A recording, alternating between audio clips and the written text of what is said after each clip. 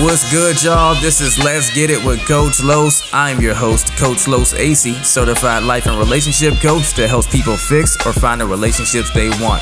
And this podcast covers the best relationship advice, tools, and action steps to get the results you want in your personal, professional, and of course, love life.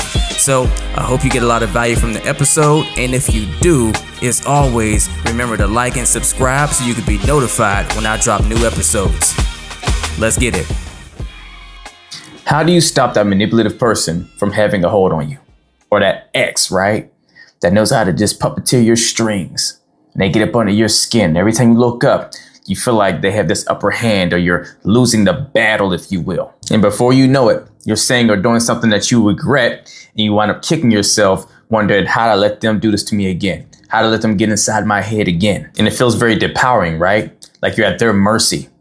And you can just suffer whatever, emotional damage they continue to inflict on you. And you don't trust yourself that you can actually combat it to feel confident that they won't have this kind of hold on you. I'm going to tell you how to take your power back, how to be able to navigate this manipulative person, right? Because see, manipulative people, they need to be this way because it's a way of controlling the situation to have self-validation. Because without that control, they don't feel safe. They don't feel comfortable and solid and certain in their own skin. So they need to puppeteer the situation around them so they can feel a sense of empowerment. And because they need that sense of empowerment, they become really good at manipulating situations to help themselves feel reassured because it's everything to them. And that can make dealing with manipulation very challenging. So I want you to take these 3 simple yet effective steps to reclaim your power and integrity. The first step that is a kryptonite to a manipulative person or someone with narcissistic tendencies is setting boundaries. And why are boundaries so effective? Because someone that has manipulative or narcissistic tendencies really gets rendered powerless when you have boundary lines, limits they can't cross to where they can't get behind those defenses and start playing with your mind and manipulating you. Now, I know we probably all have heard of setting boundaries before, right? I talk about a lot of my videos. You probably hear it other places.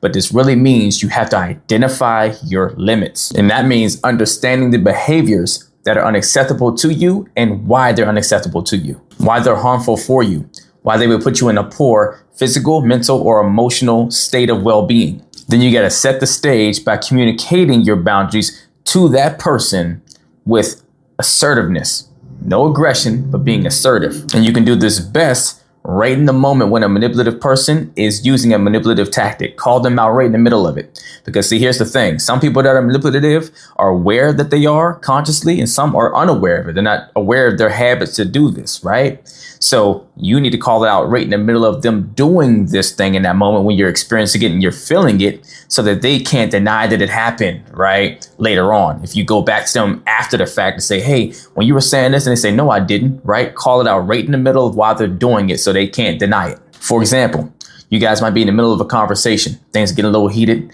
and they start to turn up on you, start to scream at you or, start talking to you in a really aggressive way. What you may say is, hey, hold on. I need you to stop talking to me in that type of a tone. It's not respectful to me, and I can't continue this conversation unless you're able to talk to me like an equal peer that you respect. And then you have to double down and stand your ground on those boundaries consistently. This is the part where people usually drop the ball. They'll set a boundary one time, but then they'll get loose with it and let that boundary be crossed multiple times going forward. You have to, every time that person tries to go across that boundary, you have to stand and stop them in their tracks. You have to break the old pattern and start the new pattern if you're going to see new results for yourself. Step 2, maintain emotional distance. We do this first by remaining calm and stop reacting emotionally when they try to provoke you. See, someone that manipulates, they do it best by toggling and tugging on your emotions, your strings, right? Trying to get a reaction out of you because it helps them start to control the situation. To help you do this, practice deep breathing in the moment while things are going on. They're saying stuff, you feel yourself starting to get elevated. Take some deep breaths, slow exhales, right?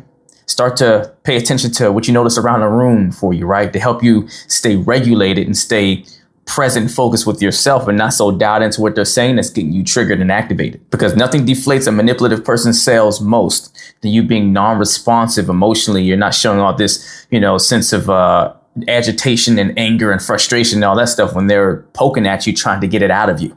Second part of doing this is you have to detach. Focus more on the situation you're here to address and not the emotions they're trying to elicit out of you. See, where manipulative people get you is they get you talking about stuff that derails and gets away from the main subject of the conversation, the main issue, the thing that needs to really be addressed. And they get you talking about all the just opinionated pieces of it and not just the actual circumstance itself.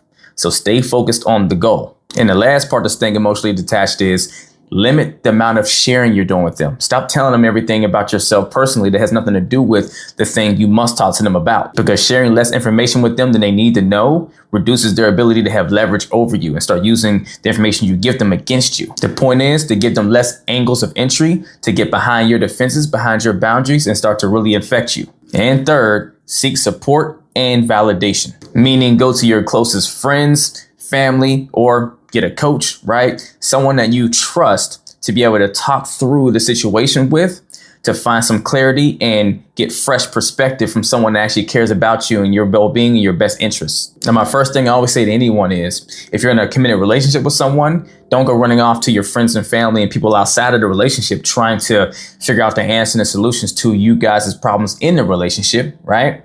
But when it comes to you being in a manipulative situation, to where it's literally becoming toxic as someone is controlling your life in some ways that's really unhealthy for you, that's different. You going outside of the relationship is to seek support and validation of your sanity, right? Reaffirming that you're not crazy for the things you're feeling and thinking. Reaffirming for you that you have valid feelings to feel the way you're feeling and not let that person that's trying to manipulate you keep discrediting them and making you feel like you're just crazy and out of your mind and you're the one that needs to go fix themselves and you have all these issues. Now, we shouldn't be staying in a relationship with a manipulative person in the first place, right?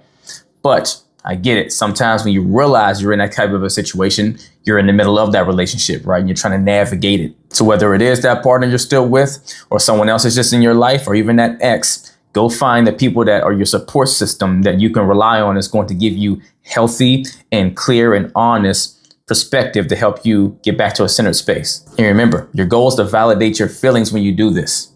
It doesn't mean all the reasons you feel the way you feel might be 100% accurate to the situation, but the way you feel can never be wrong because they are your feelings. The point is to figure out why you feel the way you feel, right? Help find clarity in that. Not so much trying to prove that your opinion, your perspective is the 100% right one and they're just so wrong. No, it's about you validating something you've been feeling that this other person's been trying to tell you is not real, not true, or incorrect. And if you're really struggling to get through it on your own and you've taken as far as you can, but you're not quite getting there, then go seek the help of a therapist or come get coaching or something like that. Get the professional help you need to break through those walls and barriers that are making it hard for you to finally overcome this manipulative space that you're in. Because the last thing you deserve, nor doesn't serve you, or your manipulator for that matter, is to continue going on this roller coaster ride, right? It's very destructive for you and it tears away at your well-being physically, mentally, and emotionally, right? And it's not good for your manipulator because they're continuing to take on these practices that builds them a false sense of validation for themselves. So they still continue to carry their voids, right? You serve yourself best when you do what's most serving to you, and it serves them ultimately as well. Whatever serves you serves them. Always remember that. Let's get it.